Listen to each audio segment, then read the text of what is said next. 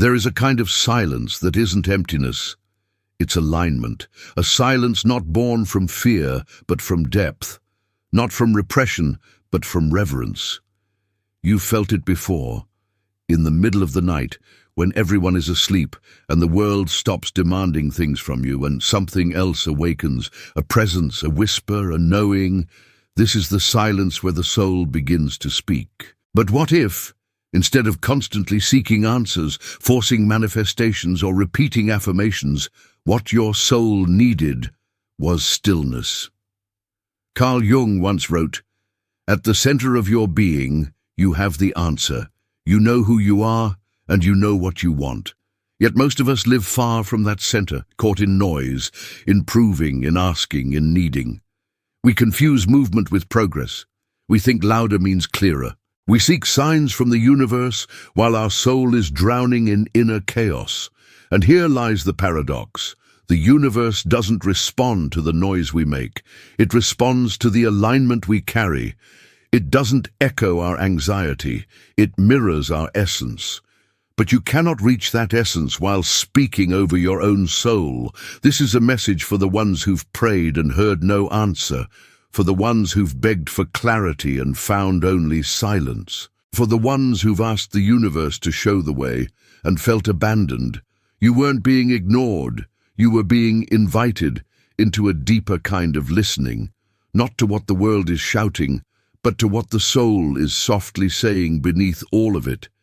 Because when you stop asking, the answer comes. When you stop chasing, the path appears. When you stop talking, the divine begins to speak. This is the mystery of sacred silence.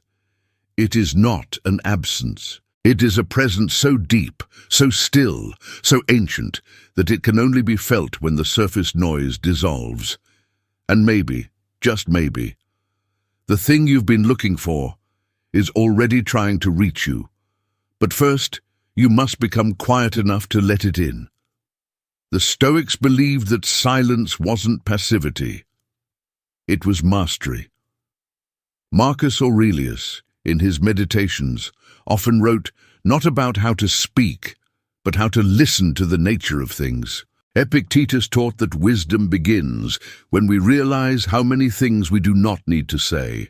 And Seneca warned that people often talk not to communicate, but to distract themselves from their own inner void. In their eyes, to be silent was to reclaim sovereignty over the self.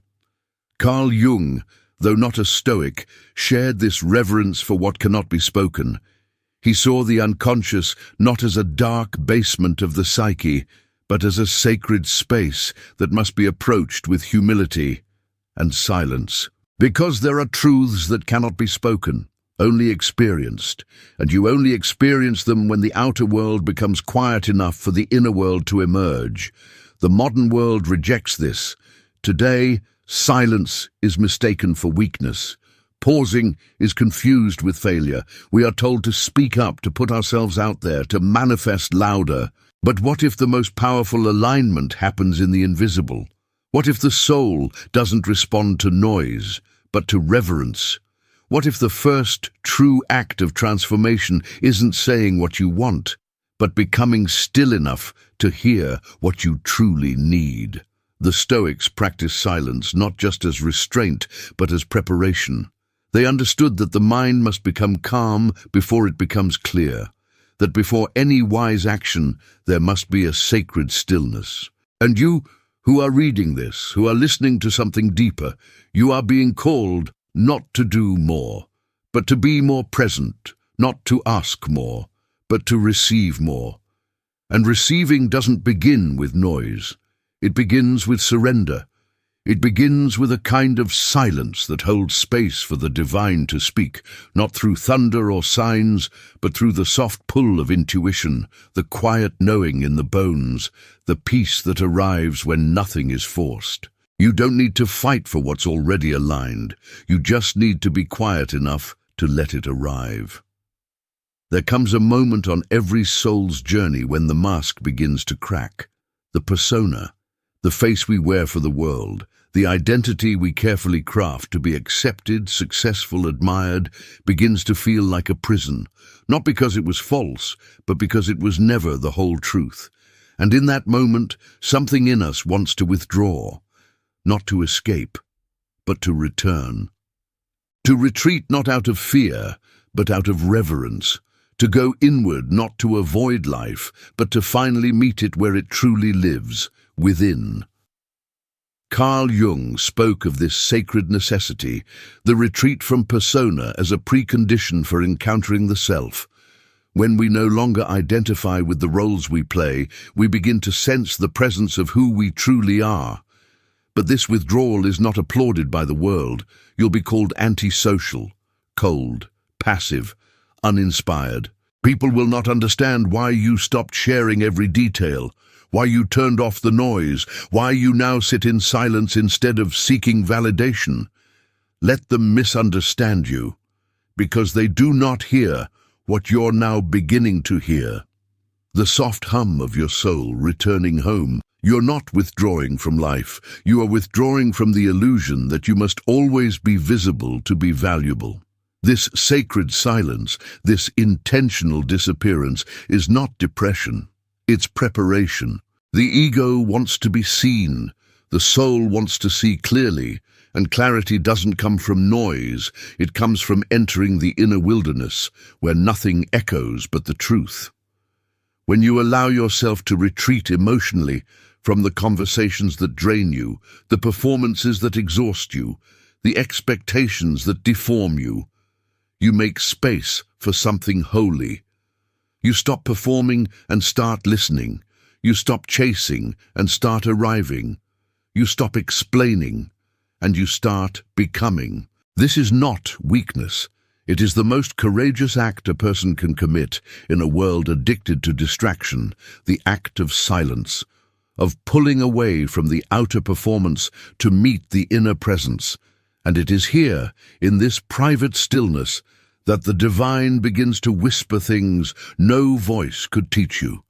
The scriptures are not shy about silence. They are filled with thunder, yes, but also with the thunder's absence, with the divine voice that doesn't come in the earthquake or the fire or the wind, but in the still, small whisper. In 1 Kings 19, Elijah, weary, hunted, hopeless, flees into the wilderness. He collapses beneath a broom tree and asks for death. But God does not meet him in that collapse with grand gestures. First, an angel brings him food. Then, silence. Then, a mountain.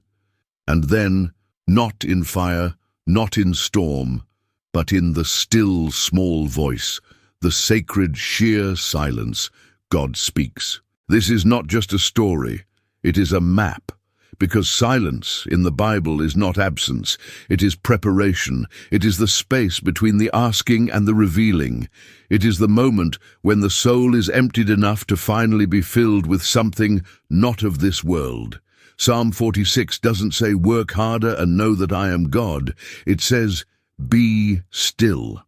The Hebrew word used, rapha, means to let go, to release, to become weak. Not in the sense of failure, but in the sense of yielding to what is greater. Jesus himself often withdrew to lonely places, to mountains, to gardens, to silence, not to hide, but to commune. Before every major moment he paused. Before choosing his disciples, he prayed in solitude. Before facing the cross, he went to Gethsemane in silence, sweat becoming blood. Why? Because the soul doesn't meet God in the crowd. It meets him in the quiet ache of surrender. The Bible whispers this truth again and again, that those who wait in silence are not forgotten, but formed. Joseph was hidden in prison before he was exalted in the palace. Moses wandered in desert obscurity before he saw the burning bush. Even Christ was born in the silence of night, not the spectacle of day. If you feel invisible right now, if your silence feels like exile, remember, every holy transformation begins in the unseen. Don't despise the stillness. It is sacred. It is shaping you into someone who doesn't just speak about God, but knows how to listen to him. There is a moment in every sacred retreat when the silence is no longer empty. It becomes inhabited. What first felt like absence now feels like presence. What once was a void becomes a womb. In the stillness you once feared, something begins to stir, not loudly, not dramatically, but deeply, invisibly, inevitably. The soul doesn't need to scream to be heard by God. It needs to listen. And what it hears, when all noise subsides, is not instruction, but remembrance. You begin to remember who you were before the world told you what to be, before the performance, the masks, the exhaustion of keeping up appearances, before trauma shaped your personality, before you lost yourself in trying to be loved. You remember the child who spoke to trees, the teen who felt poetry in silence, the you who was never separate from the divine, only covered in layers of forgetting. And this remembrance changes everything. You realize that silence is not the opposite of expression, it is the ground of it, that before the world was spoken into being, it was still, and that you too must return to that stillness before you can speak a new life into form. In that quiet, the self begins to emerge, not as something to achieve, but as something to recover. You stop trying to become and start uncovering what you've always been. This is individuation. This is the return to center. You are not becoming someone else. You are finally ceasing to be who you never were. And what follows is not noise, but alignment. Your life begins to match your essence. Your choices begin to echo your soul. Your relationships begin to mirror your healing. Not perfectly, not without setbacks, but with sacred honesty. You stop trying to be understood and start living in a way that understands. This is the whisper that rewrites reality. Not because it speaks louder than the world, but because it speaks the truth that nothing in the world can unmake. And now, you walk in the same world, but differently. You are not seeking silence anymore. You are silence, grounded, awake, and listening. You don't need to raise your voice to reclaim your path. You don't need to fight to be seen. You don't need to explain your soul to those committed to misunderstanding it. The world is loud because it is lost.